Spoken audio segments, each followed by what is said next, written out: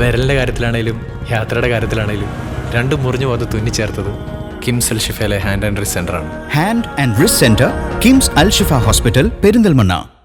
കൊടുമുണ്ട കുഞ്ഞൻ സ്മാരക വായനശാല ഉദ്ബുദ്ധ കേരളം വിജ്ഞാന കേന്ദ്രത്തിന്റെ ആഭിമുഖ്യത്തിൽ സംവാദ സദസ്സ് സംഘടിപ്പിച്ചു. അഭിഭാഷകനും സിനിമാ താരവുമായ അഡ്വക്കേറ്റ് ഷുക്കൂർ മുഖ്യപ്രഭാഷണം നടത്തി.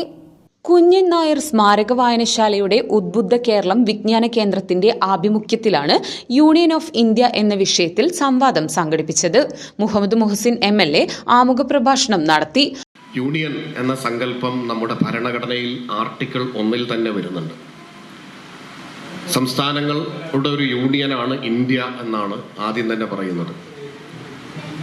India, that is Bharat, is union of States എന്ന് പറയുന്ന തുടക്കം ആർട്ടിക്കിൾ 1 തന്നെ പറയുന്നതാണ്.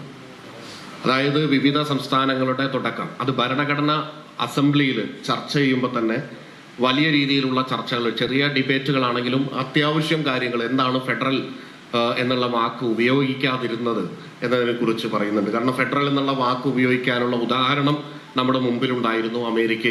അമേരിക്കയിൽ ഫെഡറൽ സംവിധാനങ്ങളായിട്ട്, ഫെഡറൽ സിസ്റ്റമായിട്ട് ഇങ്ങനെ നിൽക്കുകയാണ്. അഭിഭാഷകനും സിനിമാ നടനുമായ അഡ്വക്കേറ്റ് C. ഷുക്കൂർ മുഖ്യപ്രഭാഷണം നടത്തി.